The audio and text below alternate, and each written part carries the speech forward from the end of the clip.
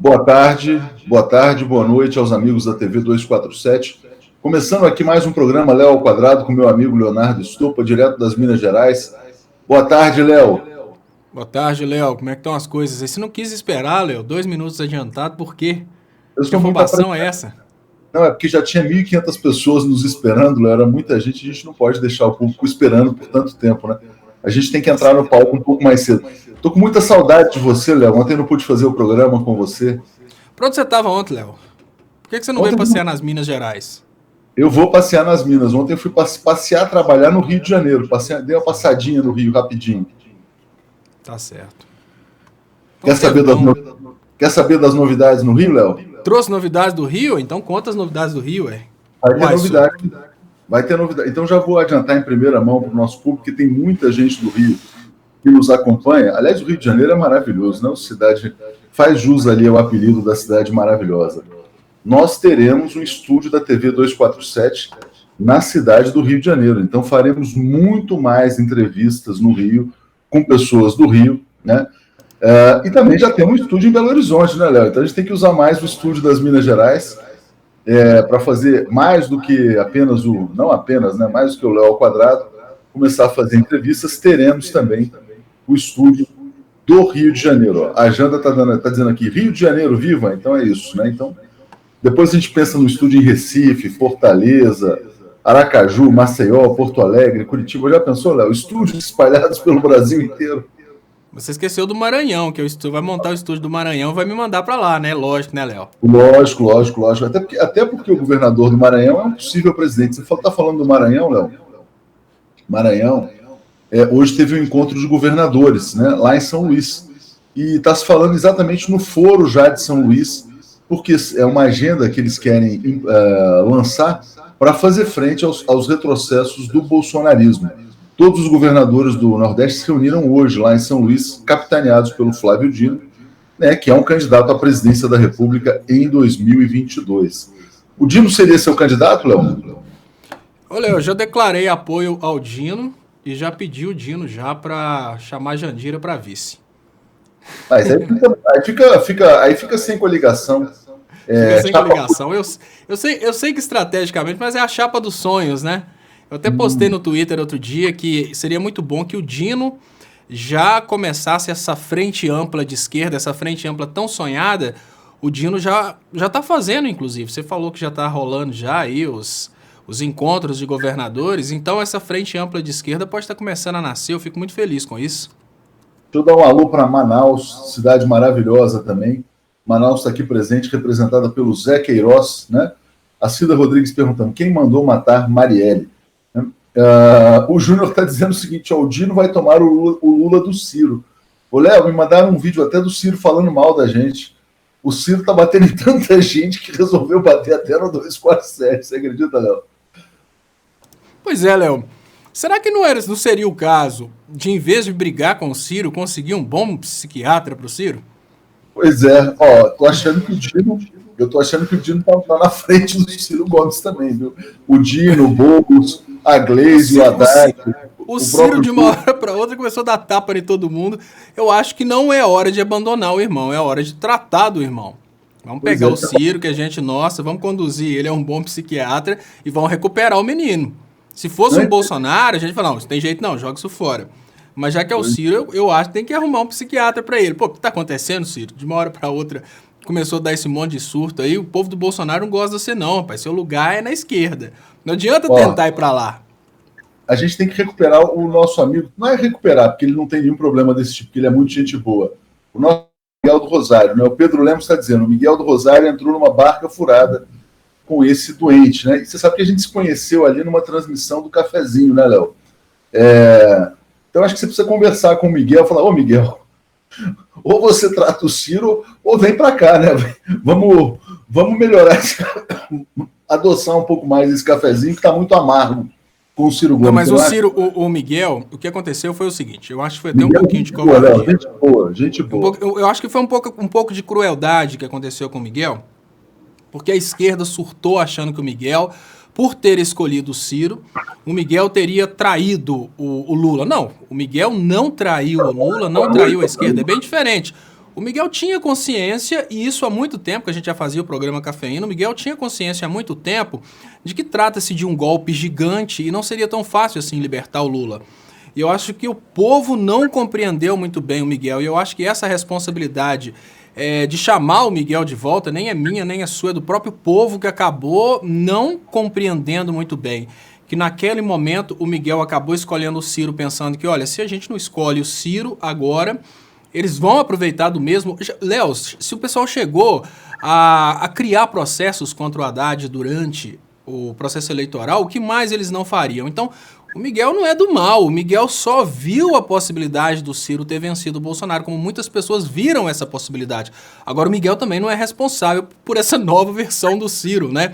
Satangos tem o poder de enfurecer os seres e transformá-los em monstros incontroláveis. Então, essa nova nação brasileira, ela transformou o Ciro nisso que o Ciro virou. O Miguel se aliou ao Ciro, que a gente conhecia antes das eleições, que eu brigava, inclusive, com a esquerda e falava, não é hora de ficar atacando o Ciro, é hora de prestar atenção nos verdadeiros inimigos que a esquerda tem. O Miguel veio do lado do Ciro, como sendo uma opção de esquerda, de acordo com o posicionamento de nacionalismo do Ciro que ele trouxe durante todo o processo eleitoral. Esse Ciro novo, que é a favor da reforma da Previdência, que está apoiando o bolsonarismo, esse Ciro aí não é o Ciro que conquistou o Miguel. Então eu acho que é hora do povo compreender que o Miguel é nosso. O Miguel pode ter entrado numa furada, mas sem saber. Ele não faz parte consciente disso, não.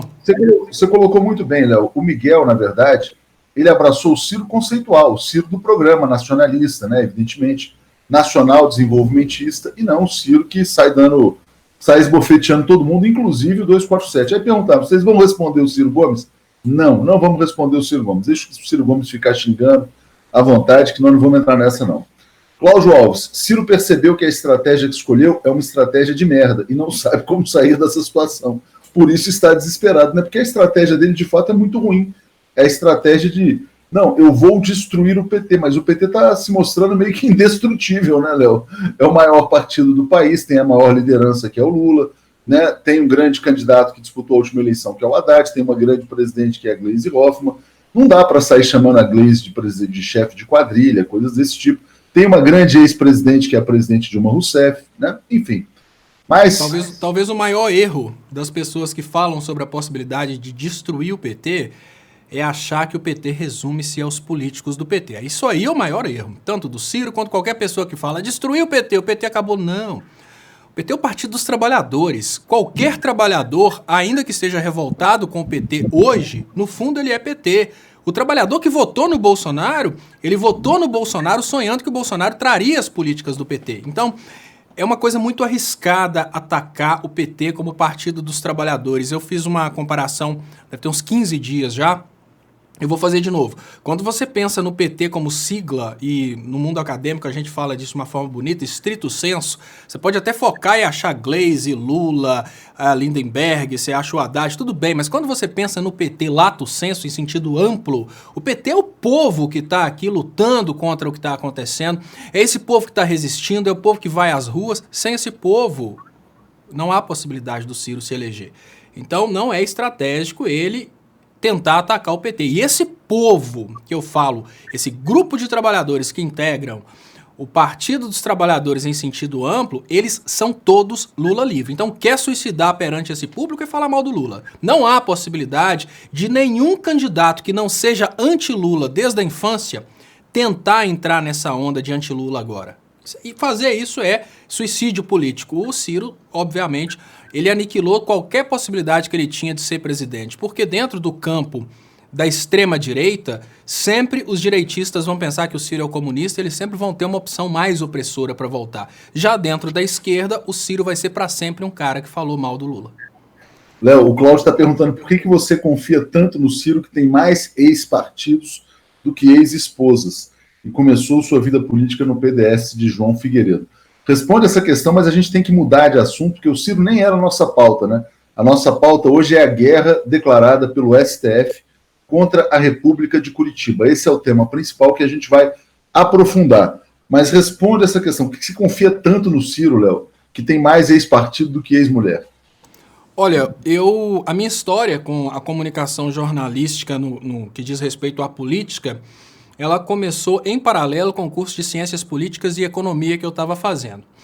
Eu estudando Ciências Políticas e Economia na Inglaterra, eu conseguia fazer um paralelo daquilo que eu estava estudando e comparar com o caso do Brasil. Ciências Políticas, no meu caso, foi voltada a relações internacionais, então eu conseguia ver todos os conceitos de relações internacionais aplicáveis ao Brasil.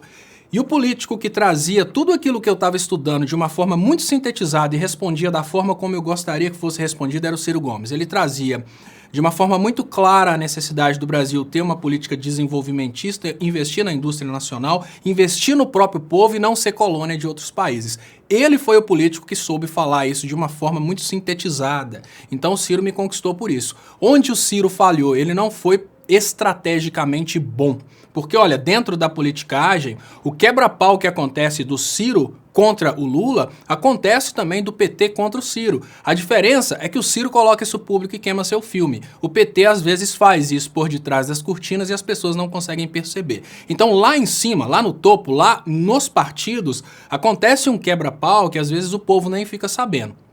O Ciro não soube esconder, ele não soube ser estratégico, ele externou a revolta de ter sido derrotado nas urnas e isso acabou trazendo aí para o conhecimento do público esse Ciro que fala mal do Lula, que fala mal da Gleisi, que perdeu a esquerda. Mas em termos de coerência de proposta, até o momento que ele se posicionou agora do lado da reforma da Previdência, do lado do entreguismo, do lado do bolsonarismo, esse Ciro foi muito coerente, ele respondeu as perguntas que eu gostaria que um político respondesse durante todo esse tempo. Léo, o Olair está dizendo, o Estopes está corretíssimo, o PT é o povo petista, é 1/3 da população brasileira. Léo, vamos entrar então no tema principal, depois a gente vai falar também sobre o massacre de Suzano, né? Essa paixão do Bolsonaro pelas armas, essa coisa ridícula, patética, mas está rolando agora no Supremo Tribunal Federal uma votação que seria a votação decisiva da Lava Jato, para decidir se alguns crimes ficam, né, na justiça comum ou se vão para a justiça eleitoral. Se forem para a justiça eleitoral, esvaziam muito essa questão da Operação Lava Jato. Mas o mais importante, né, é como Gilmar Mendes partiu para cima da República de Curitiba, especialmente do Deltan Dallagnol, né? Ele chamou os procuradores liderados pelo Dallagnol de cretinos, Léo. Cretinos, ele usou essa palavra. Vou ler aqui para você, ó. Ele foi falar sobre a tal da Fundação Lava Jato, que tem 2,5 bilhões, né, e que seria administrada pelo pessoal lá do Paraná. Diz o Gilmar, sabe-se lá o que podem estar fazendo com esse dinheiro. Isso é um modelo ditatorial. Se eles estudaram em Harvard, são uns cretinos. Não sabem o que é processo civilizatório, né? Então, o Gilmar, que é o cara mais combativo do Supremo, parece que ele foi direto no pescoço, especialmente do Dallagnol, que seria a pessoa responsável por gerir esse fundo, Léo, e esse fundo parece que eles estão lá recuando.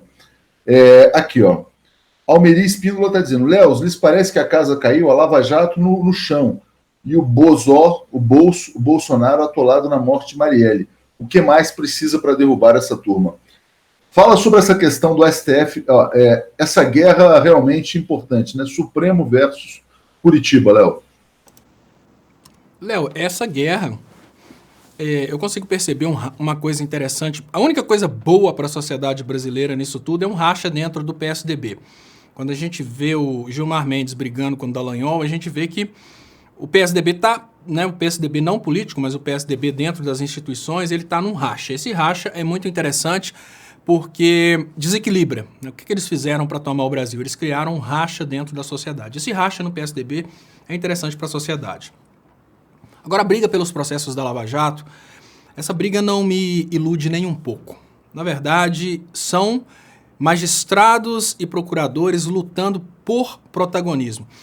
Eu não acredito que alguém esteja dentro do Poder Judiciário, dentro do Ministério Público, esteja lutando contra os 2,5 bilhões. Eles estão lutando pelos 2,5 bilhões. O problema do Gilmar não é esse dinheiro está indo para a República de Curitiba, mas esse dinheiro não está indo para as mãos dele. Inclusive, esse é o motivo de início da Operação Lava Jato. Se as pessoas prestarem atenção nas denúncias, por exemplo, do Tacla Duran, as pessoas vão perceber que a Lava Jato, ela tomou essas proporções não por causa da corrupção, mas para pegar parte do dinheiro da corrupção. A motivação da Lava Jato maior foi utilizar-se de pessoas sabidamente corruptas e que tinham muita grana depositada fora do Brasil para conseguirem aí, a partir dessa grana, sei lá, dividir o dinheiro da corrupção. Pessoas extremamente ricas, que misteriosamente não estão na cadeia, como o Youssef, por exemplo, mostram que a Operação Lava Jato não tem a intenção de manter pessoas presas. A Operação Lava Jato tem a intenção de compartilhar o dinheiro da corrupção dessas pessoas. Da mesma forma, eu penso na situação dessa elite do Poder Judiciário, do Ministério Público hoje. Não há intenção em tirar da República de Curitiba os processos da Lava Jato por uma questão moral, por uma questão lógica, por uma questão constitucional, por exemplo, do juiz natural. Não é isso não. Não é questão de competência, não é questão constitucional, é simplesmente, olha, por que não eu? Por que não eu? Por que esse dinheiro, esses 2,5 bilhões, estão chegando na República de Curitiba e não aqui no STF, que teria a palavra final sobre a justiça brasileira? A briga não é para resolver o problema, não é para moralizar, nem para solucionar. A briga é pelo dinheiro. E é isso que está acontecendo desde o início da Operação Lava Jato. A briga nunca foi para recuperar o dinheiro que o Brasil perdeu, nem para acabar com a corrupção, que se fosse essa a briga, o Sérgio Moro hoje estaria gritando contra a corrupção que acontece dentro do governo Bolsonaro. Não, a briga sempre foi pelo dinheiro e nunca por causa do desvio do dinheiro. Ô, Léo, agora essa questão parece ser um movimento bem coordenado, porque não é só o Gilmar que está batendo firme nessa questão do Dallagnol, chamando de cretino, etc. e tal. O Toffoli também foi para cima. Então o Toffoli pediu uma investigação sobre fake news contra o Supremo Tribunal Federal. Qual que é a desconfiança do Toffoli, Léo? O Toffoli desconfia que notícias falsas sobre a reputação, que atingem a reputação de ministros do Supremo, partem também lá de Curitiba, né? Por isso que eles pediram uma investigação à Polícia Federal. Só que a Polícia Federal é comandada pelo Moro. Então a gente tem um baita nó aí, porque o Moro, naturalmente, ele é o chefe da República de Curitiba, ministro da Justiça. Então você vê o tamanho da confusão. De um lado, o Toffoli, presidente do Supremo, cobrando uma investigação da PF sobre fake news, e de outro, o Moro, que é o chefe da PF, em tese, né, estando aí fechado com o pessoal lá do Paraná. Quem você acha que vai vencer essa queda de braço? Quem é mais forte? Toffoli, Gilmar e Supremo ou Moro, Dallagnol e Curitiba? Moro, Dallagnol e Curitiba com certeza são mais fortes e a culpa disso é do Supremo, porque quando essa brincadeira começou, quando o Supremo tinha que mostrar que ele era Supremo, ele cruzou os braços, deixou um golpe de Estado acontecer, deixou o Sérgio Moro gravar a presidenta da República e divulgar para a Rede Globo. Então, depois que as instituições permitiram que a justiça brasileira fosse usada dentro do banheiro como papel higiênico, a partir daí o Moro virou uma espécie de Deus dentro do Brasil. Hoje nós temos a realidade que parece uma brincadeira, mas não é brincadeira. Para fechar o Supremo basta o cabo e o soldado. O Toffoli, o Gilmar e até mesmo todos os ministros do Supremo juntos, eles não têm o poder que foi popularmente conferido ao Sérgio Moro. E eles deixaram isso acontecer. Eles são merecedores do que eles estão vivendo hoje porque eles fazem parte disso. Eles só não perceberam, talvez por causa de uma grande genialidade deles, eles imaginavam que jamais seriam passados para trás, eles não perceberam que isso estava acontecendo. O poder não é o poder que está escrito na Constituição de 88. O poder é o poder popular. E o poder popular pesou para o lado da República de Curitiba, exatamente porque no momento que a República de Curitiba estava com todo o protagonismo, em vez do Supremo fazer justiça e mostrar que determinadas coisas só estavam acontecendo porque estavam desobedecendo leis e Constituição, o Supremo deixou pra lá. Afinal de contas, era bonitinho naquela época perseguir a Dilma, era bonitinho naquela época expor a Dilma, era bonitinho naquela época levar todo o brasileiro ao ridículo, fazer condução coercitiva do Lula. Tudo isso era lindo. Agora o Supremo acabou, não é mais Supremo, é submisso. A gente sabe disso. A Inês Brasco está dizendo que esta é a última chance que o STF tem para mostrar que não é. Ela botou aqui um cocôzinho. Então vamos ver se o Supremo vai se afirmar no dia de hoje. O Paulo Gomes está dizendo tem que prender o Moro e soltar o Lula. Tânia Mara, Sérgio Moro e Dallagnol montaram em cima do Poder Judiciário. Cláudio Alves, será que o Toffoli virou homem? Se sim, então isso é incrível, né? Muita gente aqui combatendo a República de Curitiba. Léo, vamos avançar nesse tema, né? Porque você teve também esse recuo do Dallagnol dias atrás, né? Só que o Paulo Pimenta hoje deu uma entrevista coletiva, líder do PT, e ele fez uma denúncia muito grave. O que ele mostrou? Ele mostrou uma comunicação entre a Caixa Econômica Federal e o Deltan Dallagnol sobre como seria a administração dos juros do fundo desse fundo criado pela Fundação Lava Jato. Ou seja, então o Dallagnol já tomou atos, decisões, como se ele fosse o dono de 2,5 bilhões da Petrobras. Ou seja, segundo Pimenta, já existem crimes cometidos pelos quais ele deverá ser denunciado. Diz o Pimenta, isso é uma vergonha. Né? Ele sozinho se apresenta como detentor de um fundo de 2,5 bilhões, negociando taxas mais vantajosas e taxas de administração. O Dallagnol iria fazer um CDB na Caixa Econômica Federal de 2,5 bilhões. Você já pensou, cara, o cara ter 2,5 bilhões fora do orçamento, né? E ele discutindo com a Caixa se a Caixa ia pagar um juros de 1% ao mês, de 1,1%, de 0,5%, de 0,7%. Então, essa questão, segundo Pimenta, né, vai motivar também ações penais contra o Dallagnol por se apoderar de um dinheiro que nunca foi dele, né? Sim, Léo. O problema é que nós estamos vivendo uma realidade...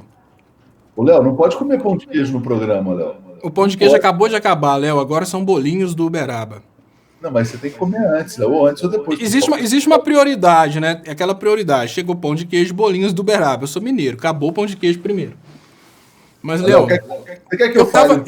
Léo, você sabe que eu tava lixando parede pra pintar agora e desci correndo pra fazer o programa. Não sei se a Jennifer te contou. Tá uma correria, mas essa correria vai acabar. Vai acabar porque a obra tá chegando ao fim. Mas aí você fez toda essa confusão aí e eu esqueci o que eu ia falar. Mas vamos pensar numa questão aí de... Relembra. O Paulo Pimenta está denunciando o Dallagnol. Sim, a questão do Dallagnol, antes mesmo de receber o dinheiro, ele já está negociando. O mais engraçado é a certeza dele de que isso daria certo. Isso é o mais engraçado. Olha, ele tinha uma certeza tão grande que isso daria certo que ele já estava até negociando. Para pensar, Léo, imagina o seguinte. Imagina que eu vou pegar o valor da Mega Sena acumulada e já vou no banco semana que vem para negociar quanto que eles vão me pagar de juros nesse valor. Aí o gerente me pergunta, mas de onde você vai tirar esse dinheiro? Não, é que eu apostei na Mega Sena. É muito engraçado imaginar isso, né? Porque, olha, é uma coisa que envolve tantos fatores, né? Envolve a Petrobras. Peraí, quem é o Dallagnol para começar a procurar detalhes a respeito de como ele vai investir o dinheiro, sendo que a liberação desse dinheiro envolve muita coisa, inclusive a opinião pública que está dificultando as coisas para ele. Mas o mais engraçado é que o Dallagnol é um procurador. E um procurador não é uma criança que procuraria um gerente para negociar juros simplesmente porque tem um bilhete da Mega Sena. O Dallagnol é uma pessoa que passou num concurso federal dificílimo. Se ele fez isso, é porque ele tem um nível de influência e tem um poder gigantesco de mexer os pauzinhos para que as coisas aconteçam. Ou seja, quando ele procurou o gerente para negociar em que fundo ele vai colocar esse dinheiro, tem a parte óbvia, ele chegou lá sabendo que isso ia dar certo. Se ele chegou sabendo que isso ia dar certo, é porque ele tem um controle sobre esse processo, ou seja, as coisas estão acontecendo de uma forma muito bem canalizada. As coisas estão mais ou menos assim, cara, fica tranquilo, tá tudo resolvido, nós aqui resolvemos tudo. Não, mas e fulano? Não, fulano não importa, nós aqui vamos resolver a parada toda. Então ele chegou lá tranquilíssimo porque estaria tudo resolvido. E além desse tranquilíssimo dele que estaria tudo resolvido, tem uma outra parte que a gente precisa se perguntar nesse momento. Nós estamos falando de 2,5 bilhões. E esse camarada, será que ele não receberia nenhum por fora? Porque se ele estava negociando na Caixa, obviamente ele estava negociando também em outros bancos. Por que ele está negociando isso de forma antecipada? Gente, vamos usar um pouco, vamos refletir um pouquinho. Pensa o seguinte, existe uma concorrência de onde o dinheiro vai ficar.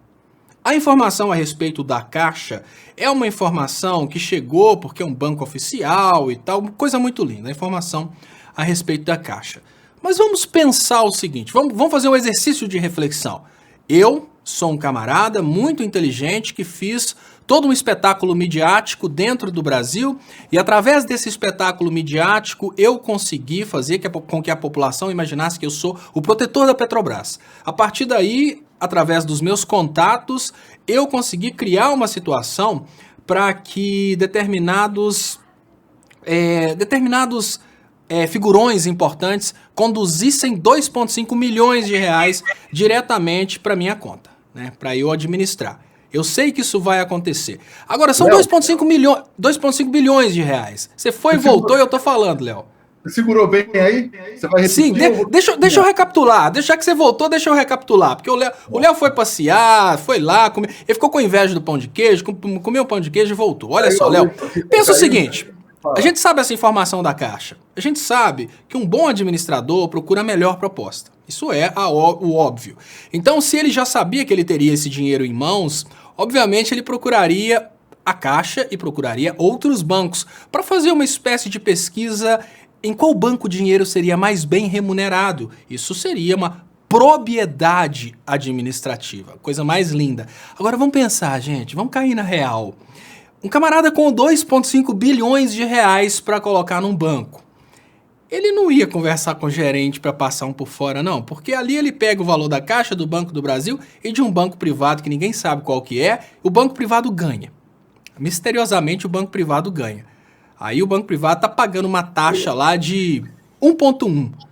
Agora, se ele pagar 0,01 para o Dallagnol de juros, o Dallagnol ainda assim vai ganhar, só com esses juros, mais dinheiro que ele vai ganhar na carreira dele inteira de procurador. Então é muita grana que está rolando, é muita ilusão se as pessoas imaginarem que tudo isso que está acontecendo tão somente porque é uma pessoa que tem coração bom e está querendo resolver o problema da corrupção no Brasil. Não, o negócio é dinheiro. E a briga é por que o dinheiro não está vindo para mim, por que o dinheiro está indo para lá e como que eu posso fazer para esse dinheiro vir para as minhas mãos. O que está acontecendo hoje, infelizmente, é isso. Léo, uma palhaçada que está acontecendo. Você em Minas Gerais, você torce para o Cruzeiro ou para o Atlético, Léo? Léo, eu tenho que aprender a torcer para futebol ainda, mas eu descobri que tem um time que eu posso torcer, que é o Livorno, da Itália.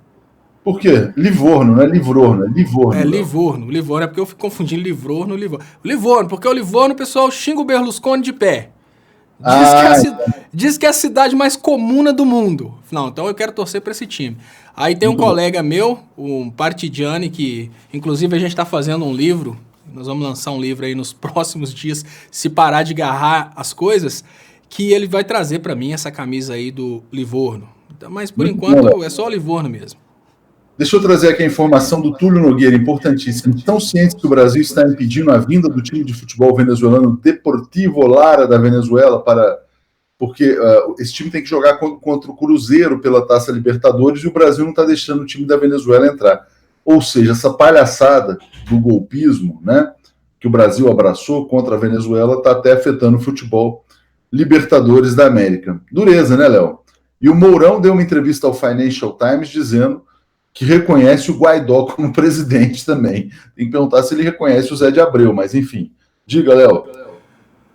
Olha, Léo, eu vou falar uma coisa que as pessoas precisam refletir sobre como o Brasil está indo numa direção completamente estúpida.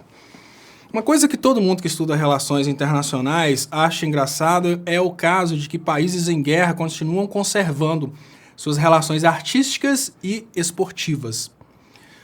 A Coreia do Norte, mesmo em guerra com a Coreia do Sul, eles mantêm os jogos. É uma coisa engraçada, né? Porque a Coreia do Norte, você imagina, não, é super fechada. Não, quando ela faz jogos dentro da Coreia do Norte, ela recebe os países que seriam inimigos. Isso porque a única coisa que sobrou, no final das contas, depois de um rompimento diplomático, são artes e esportes. Costumam que as artes de um país dentro do outro ainda criam aqueles laços de amizade entre os países. Você vê que essa estratégia do bolsonarismo, ela é uma estratégia tão puramente de covardia e não tem nenhuma intenção pura, né, puramente humanitária, que eles estão tentando criar os laços. Eles não querem que o Brasil tenha qualquer tipo de laços com a Venezuela, eles querem desumanizar o venezuelano. Isso é uma campanha que está acontecendo ao redor de todo mundo. E durante as guerras a gente tem ainda os países em guerras participando aí de jogos internacionais. É uma vergonha. É uma vergonha, mas às vezes eu fico me perguntando, será que a gente precisaria realmente passar por essa vergonha? E o pior, será que os brasileiros que votaram no Bolsonaro entendem o tamanho dessa vergonha? Isso tem sido o maior problema no Brasil. Será que o brasileiro entende o tamanho do descaramento da República de Curitiba nesse processo aí de aquisição dos 2,5 bilhões para entregar os segredos da Petrobras para os Estados Unidos e fazer a campanha da República de Curitiba nas próximas eleições? Será que o povo entende o tamanho dessa palhaçada que está acontecendo entre Brasil e Venezuela? A coisa está, assim, vergonhosa, né? Mas fazer o quê, né, Léo? Fazer o quê, Léo? E essa declaração do Mourão reconhecendo o Guaidó? Porque o Mourão teve um papel importante ao evitar a guerra contra a Venezuela. Mas ele não chega a ponto de reconhecer o Maduro como presidente. Ele evita a guerra, mas quer que o Maduro caia por pressão dos generais, dos militares, ou seja, ele está fechado com os Estados Unidos, ele só difere na estratégia. Enquanto os Estados Unidos querem derrubar o Maduro com guerra, né, se necessário for, o Mourão quer derrubar o Maduro sem guerra, com diálogo. Como é que você avalia essa posição, Léo? É uma avaliação bem complexa, Léo, porque a gente já começa a ver, porque, olha, a possibilidade de queda do Bolsonaro leva o Mourão para uma quantidade muito grande de propostas, negociatas, e uma brincadeira que eu fiz a respeito do Mourão, no momento em que o Bolsonaro começou a balançar, foi: lembrem-se daquela historinha a respeito do Dom Pedro que recebeu a carta de Portugal falando que o fruto está maduro, colha-o antes que outro o faça.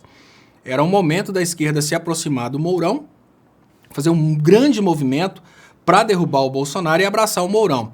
Só que a esquerda nunca foi muito estratégica, não. A esquerda tem sempre perdido essas oportunidades por orgulho. Ah, não, é militar. Ah, não, ele falou isso no passado. Isso aí já aponta para uma negociação entre Estados Unidos e Mourão. Ou seja, isso mostra uma possibilidade ainda maior do Bolsonaro cair, porque o Mourão já está fechando com os donos das coisas, né? Está fechando com as elites. Pra gente é uma má notícia, porque isso mostra que o Mourão não está fechando com a esquerda, que ele vai realmente tomar o poder, mas já fechando com os Estados Unidos, né? Ou seja, aponta para aquele sonho do Brasil deixar de ser colônia através da derrubada do Bolsonaro, ele começa a se tornar um sonho mais distante. Isso já começa a mostrar... O sonho Mourão acabou. O sonho não vai libertar o Brasil do papel de colônia. Aliás, o Mourão não irá libertar o Brasil desse papel de colônia dos Estados Unidos. Aqui, ó, até o Leonardo Santos o Leonardo poderia fazer o Léo ao cubo com a gente, está dizendo: Léo, para de viajar, acabou esse papo de Mourão, já era. Bom, notícia importantíssima. Terminou o julgamento no Supremo, 6-5. O Supremo impôs uma derrota à Operação Lava Jato. E agora os crimes de Caixa 2, as acusações de corrupção decorrentes de Caixa 2, irão para a Justiça Eleitoral, né? Não irão para a Justiça Comum. É uma decisão complexa, Léo, porque também pode limpar a barra de muitos tucanos e de muitos PMDBistas. E pode deixar registrado na história a seguinte impressão, de que tudo que aconteceu na Lava Jato foi com uma única finalidade: derrubar a Dilma, prender o Lula, entregar o petróleo, entregar a Embraer e depois libertar o Eduardo Cunha, impedir a prisão do Temer, impedir a prisão do Aécio, impedir a prisão do Serra, impedir a prisão do Aloysio Nunes, porque todos esses vão para a Justiça Eleitoral. Até o Paulo Preto deve ser solto agora. Ah, não, mas veja bem, era Caixa 2, não era corrupção, essa coisa toda. Todos vão alegar, né, que as acusações eram Caixa 2 de campanha eleitoral. Que tal, Léo? A gente consegue perceber, sim, que a justiça vai se adaptando. A justiça já conseguiu prender quem ela gostaria de prender, agora ela vai se adaptando a essa nova realidade. Uma realidade em que, olha, o Lula está preso, e eu falo carinhosamente com a esquerda, o Lula está preso, babaca, então faça alguma coisa. A esquerda já está automaticamente sendo aniquilada, e para que Operação Lava Jato, né? E tem também uma coisa, Léo, que é o seguinte: todos os acusados de Caixa 2 são pessoas que desviaram muita grana. Essa grana não pode ficar sendo distribuída só na República de Curitiba. Isso causa um desespero muito grande, porque o que é a tendência nacional de um país genuinamente corrupto? Olha, na primeira instância, a galera vai distribuir um dinheiro da classe média que foi condenada e tal. Quando chega na instância mais alta, é onde o dinheiro corre solto. Então, lá que ministros, procuradores, é lá que vai rolar essa grana do Caixa 2 para poder arquivar, para poder engavetar. Aí tem esse desespero, né? Peraí, nós estamos perdendo o filé todo para a primeira instância, né? Lá que tem esse desespero, claro. E eu não consigo ver saída para o Brasil que não seja uma saída revolucionária. Porque o que está acontecendo? Nós temos agora uma situação em que quem tem grana, agora já não tem mais aquela missão moral de prender o PSDB, porque a missão moral existia na República de Curitiba. A missão moral mas espera aí, vocês não prenderam o Lula? Não. Quem prendeu o Lula foi lá em Curitiba, agora a coisa está aqui em cima. Então já não tem mais missão moral de prender PSDB, não tem missão moral mais de combater o Caixa 2, e agora a gente sabe que quem está pendurado por Caixa 2 é gente que vai ter grana para comprar o arquivamento, o engavetamento, seja lá o que for. Então, acabou. Prenderam quem queriam prender, agora já era. Léo, Cláudio Alves pergunta, será que os ataques do STF à Lava Jato não são a preparação para uma futura libertação do Lula? Porque eu imagino o seguinte, a gente pode ter uma consequência disso tudo, dizendo, o Gedel, por exemplo. O Gedel fala, sabe aqueles 50 milhões no apartamento? Aquilo lá era Caixa 2. E aí o Supremo solta o Gedel. Aí o Eduardo Cunha, sabe aquela dinheirama toda na Suíça que eu dizia que era para vender carne nos países árabes? Era Caixa 2. Aí o Supremo vai e solta o Eduardo Cunha. Vai ser muito difícil soltar o Gedel, soltar o Eduardo Cunha e manter o Lula preso. Né? Eu acho que faz sentido essa colocação do Cláudio Alves. Ou você acha que vão soltar todo mundo e deixar só o Lula preso? Olha, Léo, eu tô querendo entender de onde você tá tirando esse sonho aí. Léo, é um sonho pior que o sonho. Esse sonho é pior que o sonho Mourão. Esse pessoal tem a cara de pau de soltar o Cunha, soltar o Gedel, colocar o Paulo Preto na presidência do STF e deixar o Lula preso. Não duvide da cara de pau dessa elite brasileira. Olha, a elite brasileira que deixou o Lula aí no velório do Neto com a condição de não falar com ninguém, de não dar entrevista, vamos cair na real, gente. Não é o Lula que está preso, é nós que estamos presos para não termos o direito de ouvir o Lula. Vão manter o Lula preso, sim. O maior perigo que existe hoje é criar expectativa na cabeça da população de uma possibilidade jurídica de saída do Lula. Não existe possibilidade jurídica. É revolução ou Lula preso. Simples assim. A Fernanda está dizendo o seguinte, Léo, que o Celso de Mello defendeu efusivamente o princípio do juiz natural e as garantias constitucionais. Se ele defendeu o princípio do juiz natural, obviamente o Lula tem que ser libertado imediatamente. Ele é o decano do Supremo. O Moro nunca foi juiz natural do Lula. Todo mundo sempre soube. Aliás, o capítulo mais vergonhoso dessa história toda, você se lembra, Léo, quando o Lula seria julgado em São Paulo, os procuradores disseram, não, esse caso aí do triplex não tem nada... basicamente eles disseram o seguinte, Guarujá fica em São Paulo, não fica no Paraná. E o caso iria ficar com São Paulo. Aí veio uma pressão midiática intensa, porque já se sabia que tinha um jogo todo combinado lá no Paraná, já tinha uma sentença de condenação pronta contra o Lula. Agora vem o Celso de Mello, depois que o Lula está completando 1 ano de cadeia, para defender o princípio do juiz natural. Né? É evidente, né, que ninguém pode escolher o juiz, nem o juiz pode escolher quem julga. Então, se um determinado fato aconteceu no Amazonas, vai ser julgado no Amazonas, não no Rio Grande do Sul. Né? O que aconteceu de muito estranho foi um triplex do Guarujá, que não tinha conexão nenhuma com a Petrobras, segundo está no próprio processo, cair no Paraná. E agora, Léo? Agora que você defende o princípio do juiz natural, depois de tanto estrago. Mas a defesa do princípio do juiz natural, ela sempre existe, desde que não seja para o Lula.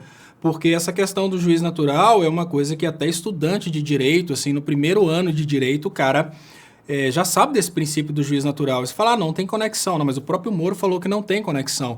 O que é o resultado prático disso? O que fala o Código de Processo Penal? Todos os atos que foram tomados, né, todas as decisões do juiz, que não é juiz natural, precisam ser anuladas. Então, todas as decisões do Moro, desde a primeira à última, teriam que ter sido anuladas já. Não é esperar passar a eleição, esperar o Lula morrer, não. Já eram para ter sido anuladas. E se não foram anuladas... Vamos cair na real. Qual que é a esperança para que elas sejam anuladas? Não tem esperança para que elas sejam anuladas. Vamos cair na real. Por isso que eu falo, qualquer resquício de esperança para o povo pode ser, inclusive, uma estratégia da própria elite para sempre dar esperança de que alguma coisa vai acontecer. Sabe o que isso me lembra, Léo? Quem é da, mais ou menos, tem um decano lá no Supremo, né? Mas quem é mais ou menos quarentano aqui nesse planeta Terra, dentro do Brasil, deve lembrar de um desenho animado que chama-se Caverna do Dragão. Você deve ter assistido. Você assistiu Caverna do Dragão, Léo? A maior expectativa que sempre existia é que hoje eles vão para casa. Sempre a gente viu o outro episódio, sempre naquela expectativa. Agora eles vão para casa. Jaspion era a mesma coisa. Quem assistia Jaspion se lembra que a Manchete escondia o último episódio para ninguém nunca ver o último episódio. Quando chegava, faltavam 3 episódios, devia ter até forma de processar a Manchete por causa disso, que era covardia. Assistia. Na hora que ia chegar no final, voltava pro início. Então tinha sempre a esperança de que agora a gente vai ver o final.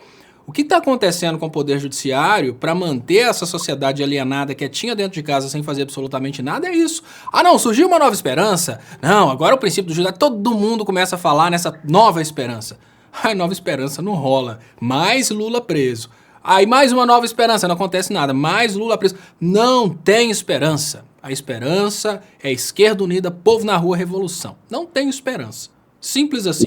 A esperança até existe. Depois que não sobrar nenhum recurso mineral no Brasil, do povo do brasileiro, tudo tiver sido privatizado e todas as reformas tiverem sido aprovadas com praticamente impossibilidade de revogação. Aí tudo bem. Antes disso não tem esperança não. Léo, peraí, só um pouquinho.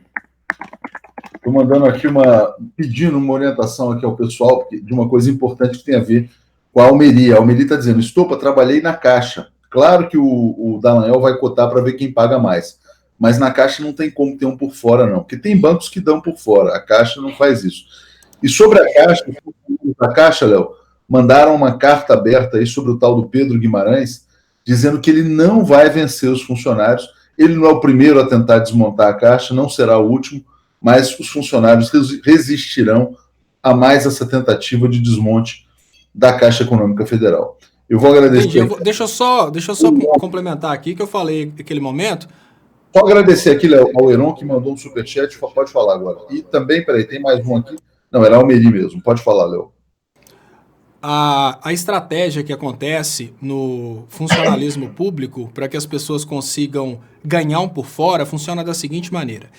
Elas pegam ali 4 orçamentos, 5 orçamentos, juntam aqueles orçamentos, mas aí eles procuram o peixinho, que é o cara que vai fechar efetivamente, e combinam com ele, olha, o orçamento menor é esse, você vai me mandar um menor que esse ainda, mas você me dá um por fora. O que provavelmente aconteceria nesse caso tem um orçamento da Caixa, tem um orçamento do Banco do Brasil, mas tem um terceiro orçamento. Esse terceiro orçamento venceu, ou seja, é uma taxa de juros ainda maior, mas que além de ser maior, ainda paga um por fora. O que não é muito difícil de acontecer, porque nós estamos falando de 2,5 bilhões. Ele pode chegar na Caixa, não fazer negociação nenhuma. A primeira proposta da Caixa vai ser uma proposta padrão, porque, primeiramente, por ser um banco público, não tem um interesse muito grande do banco em desesperadamente cobrir outra oferta de remuneração. Banco do Brasil é a mesma coisa. Na hora que ele for num terceiro banco, que é um banco privado, já tem uma expectativa de aplicação daquele dinheiro, o banco privado vai, oferece uma taxa melhor e paga por fora. A Caixa e o Banco do Brasil, por causa da inexistência da tão falada Caixa Preta, seria realmente impossível isso acontecer.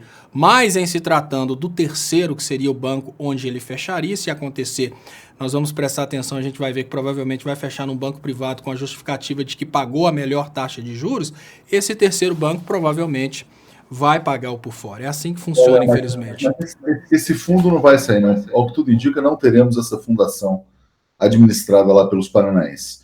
Tadeu Mouzinho está dizendo, Léo, a esperança na medida certa é útil. A esperança demais é perigosa.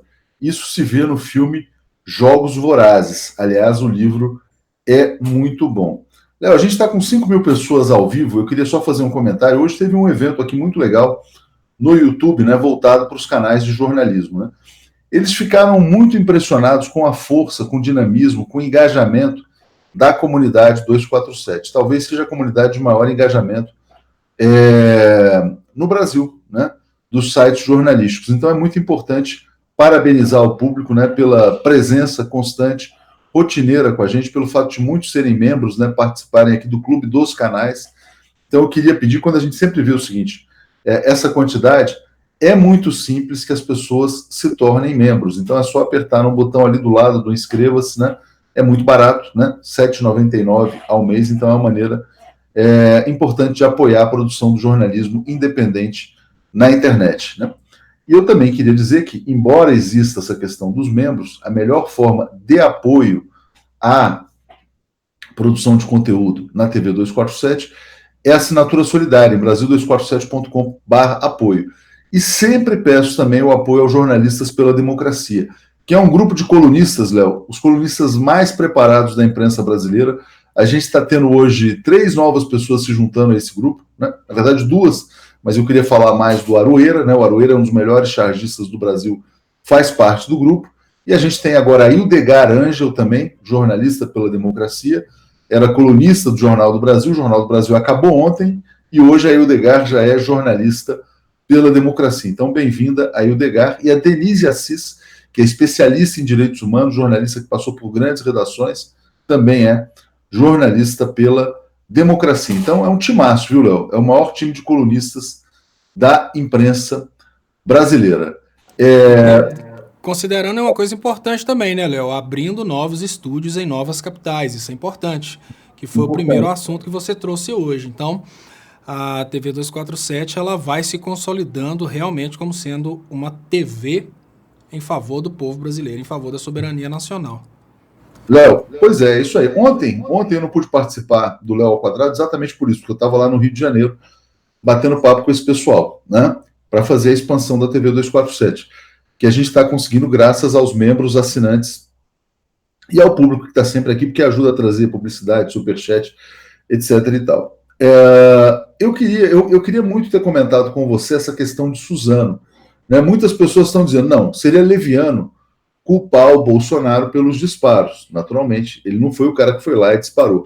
Mas muitas pessoas dizendo que o Bolsonaro tem responsabilidade política.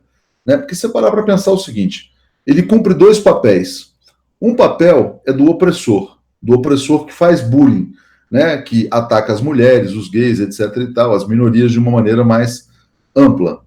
E, além de fazer bullying, né? Ele fica fazendo o gesto de arminha, dizendo, não, atirar é legal, matar é legal, fala em fuzilar a petralhada.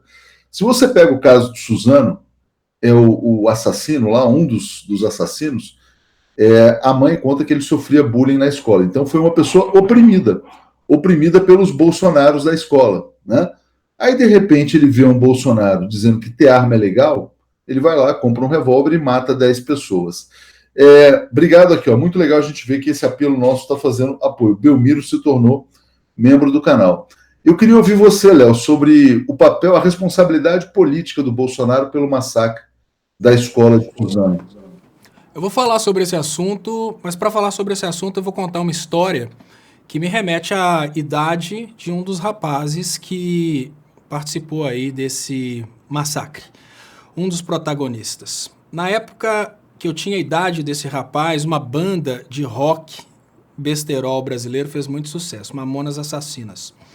Foi um sucesso tão repentino e tão divertido que começou a bombar tanto no Brasil que as cidades do interior das Minas Gerais, onde eu morava, elas encheram de bandinhas de rock. Vários amigos meus que nunca tinham pegado num instrumento, eles começaram a comprar guitarra, baixo, bateria, teclado, montando banda de rock para todo lado. Eu percebi isso porque eu já era assim, pseudo-músico na época, eu tinha uma banda e nessa época eu percebi que Ponte Nova, que antes tinham aí 4 bandas, passou a ter talvez umas 40.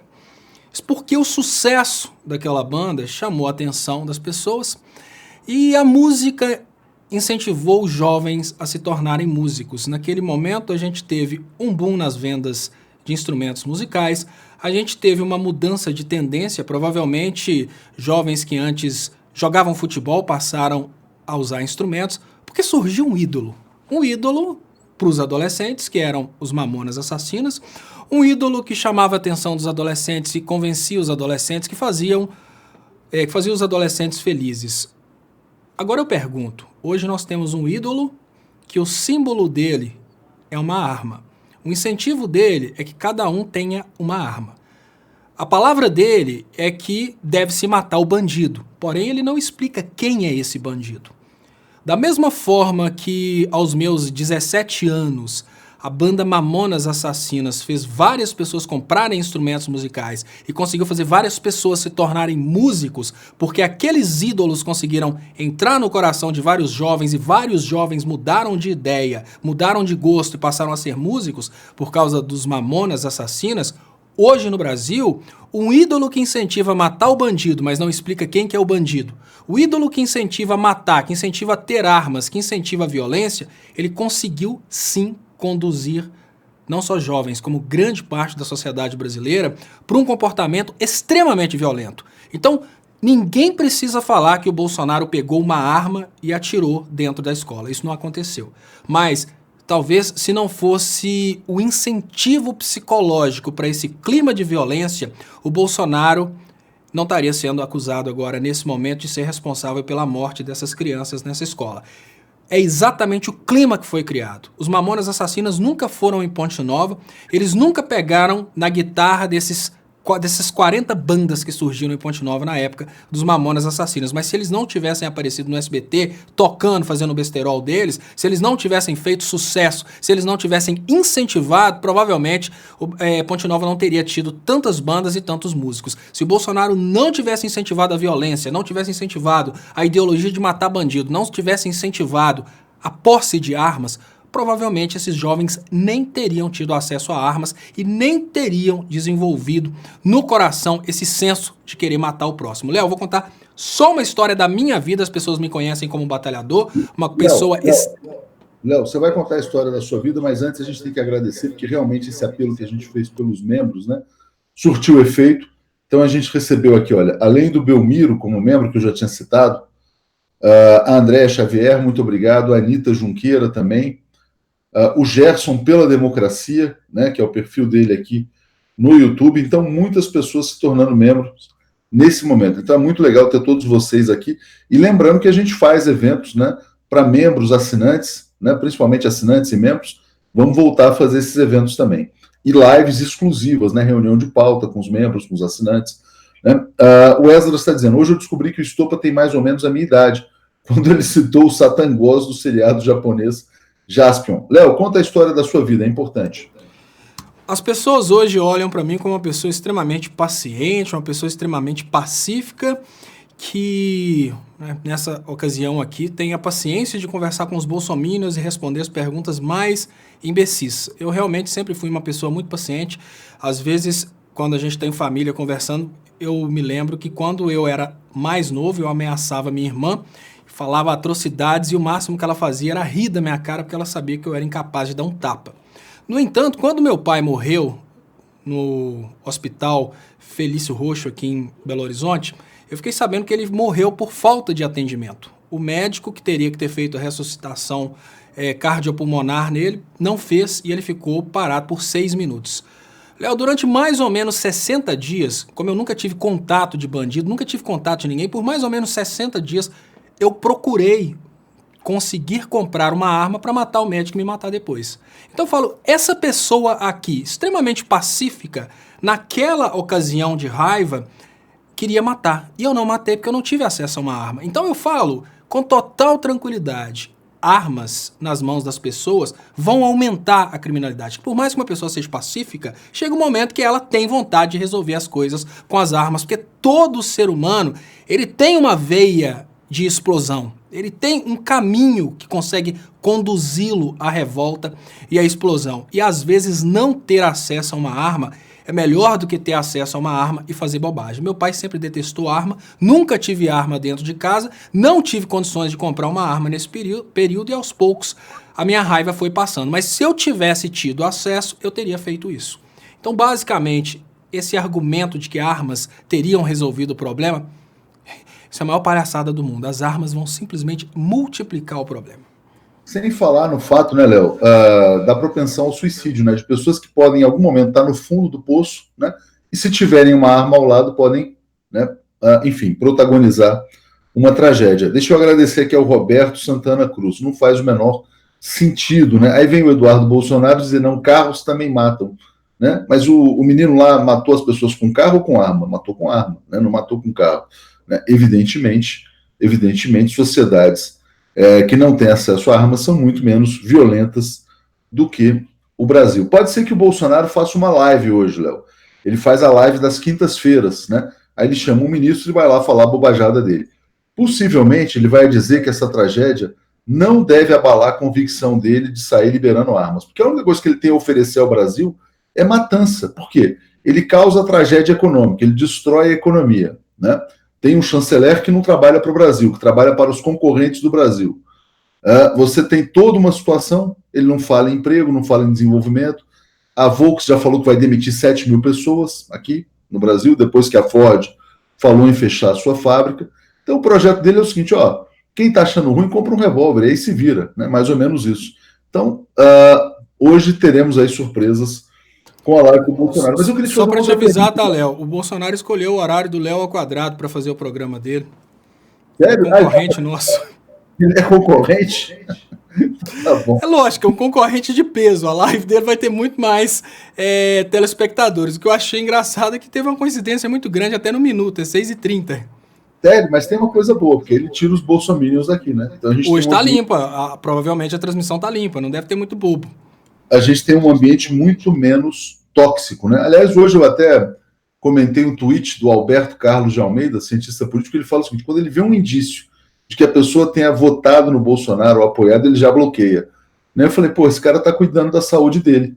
Não é verdade? Não é uma maneira de cuidar da saúde? Obrigado aqui a Roberta, que também chegou como membro do canal. Obrigado ao Roberto. Vocês todos vão participar, então, das nossas lives exclusivas, reuniões de pauta com assinantes e membros. O Cláudio está dizendo, o Bolsonaro tem total consciência de sua responsabilidade pela tragédia. Por isso demorou 7 horas para falar sobre ela. É verdade. Talvez por isso mesmo ele não tenha falado nada sobre o caso da Marielle, né?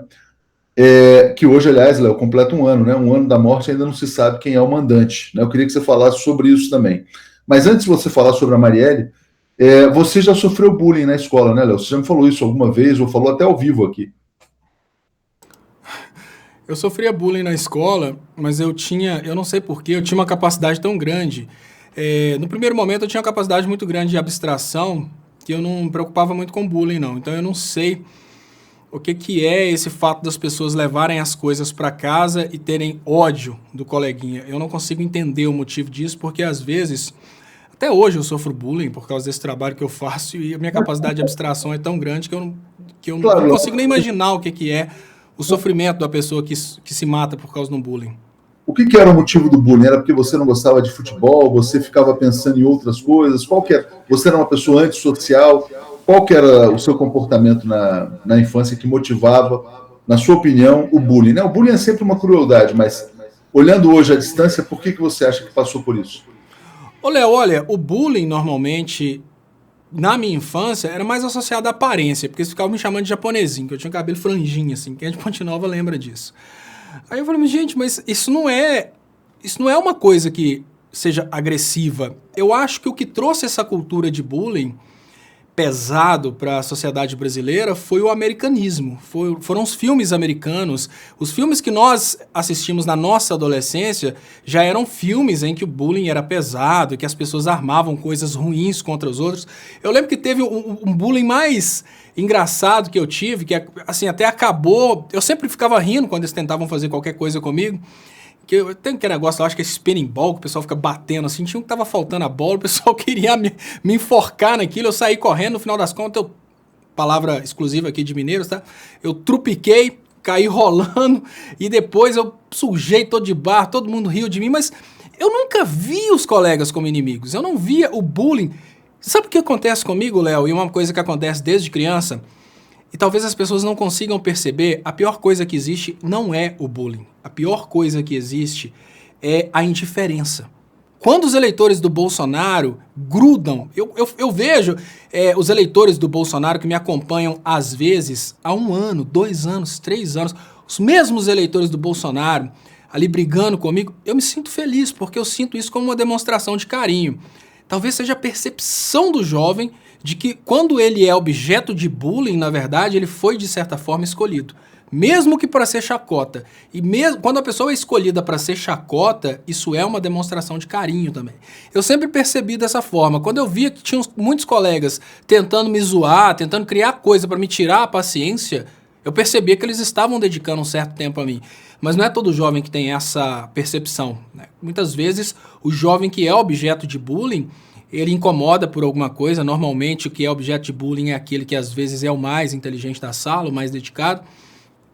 E aí ele incomoda e por isso as pessoas querem descontar. Mas esse não era o meu caso. Eu era o mais bagunceiro da sala. Era interessante, na minha época de escola também, o cara que era mais estudioso sofria bullying por ser estudioso, né? Então ele era chamado de CDF. Então o CDF ele tinha que disfarçar, ele tinha que tirar nota boa e fingir que não estudava. Era uma coisa... Ai, meu Deus do céu. É muita uma coisa que todo mundo que está escutando aqui vai saber, passou por isso. Não existe uma pessoa que estudou sobre as capitanias hereditárias e não viu um colega ser promovido dentro da sala baba-ovo-mor. Toda a sala teve um baba-ovo-mor. Que normalmente era aquele cara que mais respeitava o professor. Olha como é que os conceitos são todos invertidos, né? Aquele colega que mais respeitava o professor, que deveria servir de exemplo, que o professor deve ser dentro da sala de aula visto como um amigo e não como um inimigo da classe. Hoje eu consigo ver isso, mas eu era um capetinha na sala de aula. Aquele colega que mais respeitava o professor, em vez dele ser louvado, ele era o baba-ovo-mor. Ele era objeto de bullying por causa disso.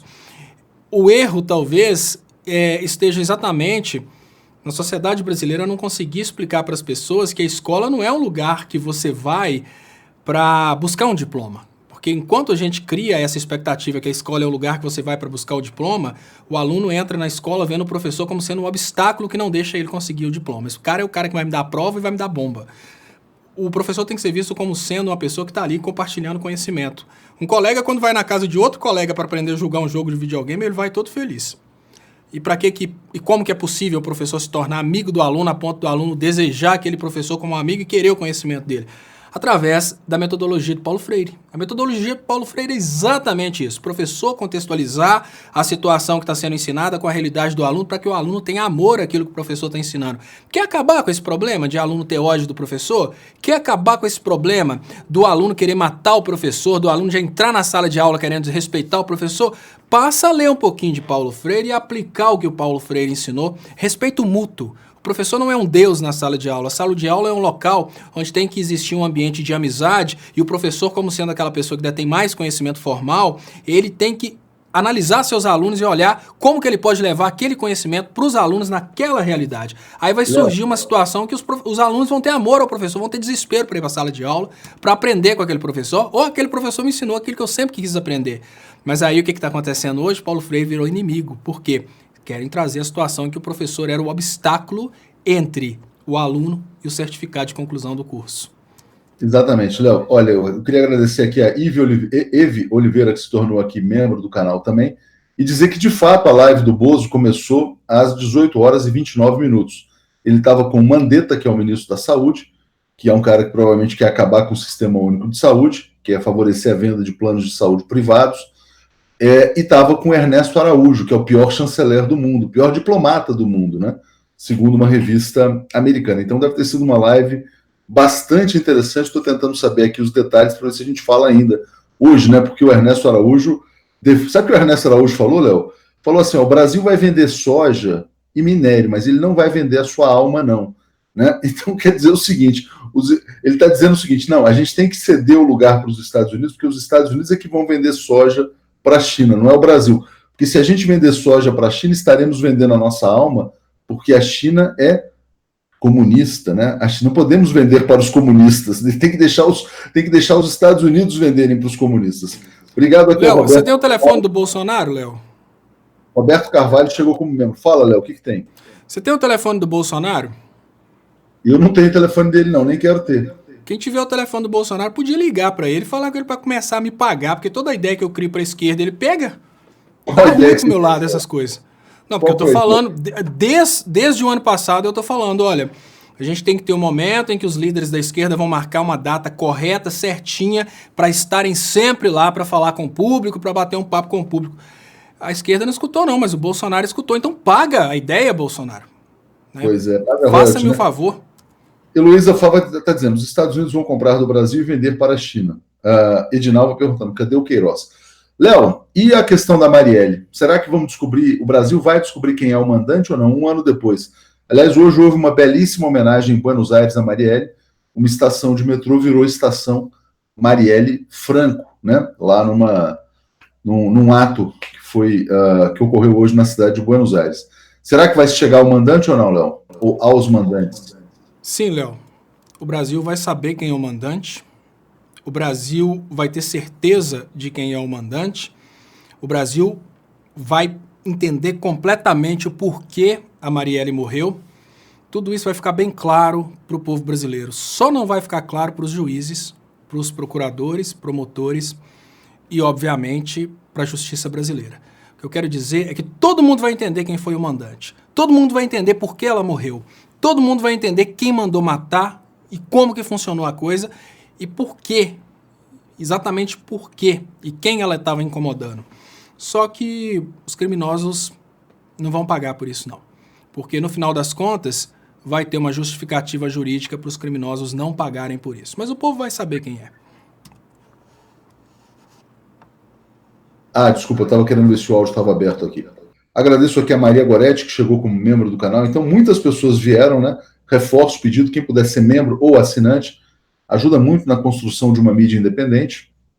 Se quiser fazer o maior apoio à TV 247, é como assinante em brasil247.com/apoio. E pode ser membro também, além de apoiar os jornalistas pela democracia. Léo, vamos ficando por aqui, porque já são 7 horas e 34 minutos. Daqui a pouco tem um Boa Noite 247, né? Evidentemente que Paulo, Alex e Gisele vão falar muito sobre essa derrota da Operação Lava Jato, né? E tem um ponto que você não comentou, que você deveria comentar, né? Você acha que, então, não vai ter prisão de Temer, de Aécio, de Serra, nada disso vai acontecer? Mas isso eu tô falando há muito tempo, eu nunca achei que isso fosse acontecer, não. Nunca houve essa possibilidade, né, Léo? Eu nunca imaginei essa possibilidade, não. Só existe gente, existe um grupo no poder. É como se fosse uma família no poder. Agora, você imaginar que o cara da família vai prender o outro da mesma família é praticamente impossível. Só a possibilidade de punir Aécios e Temers com uma revolução. Fora isso, esqueçam. Nem se o Lula fosse liberto seria possível prender essas pessoas, porque ainda que o Lula fosse liberto, sem uma revolução, ele seria liberto por autorização dessas pessoas. É bem diferente. Aqui, Léo, a Magda está dizendo que hoje tem um ato por justiça Marielle na esquina democrática em Porto Alegre. E a Lucy dizendo: Léo, o povo brasileiro é tão burro, tão covarde, que a Argentina faz movimentos em nosso favor, porém aqui nunca fazem nada, né? E a Sandra Nunes está dizendo, está mandando um recado, deve ter acabado já a live lá, que apareceram bolsominions aqui. Então a Sandra está dizendo: Yuri, vai babar ovo do seu ídolo Bozo. Obrigado, Maria Goretti, então, mais uma vez, por se tornar membro. E é isso. Gente, muito obrigado a todos. Um grande abraço. Daqui a pouco tem Boa Noite 247, né? E a gente continua na nossa programação aqui, intensa na TV 247, que agora vai também ganhar o reforço da produção de conteúdo lá no Rio de Janeiro, que vai vir muito interessante. Vocês vão ver grandes entrevistas, grandes participações lá da cidade do Rio. Valeu, Léo. Abração para você.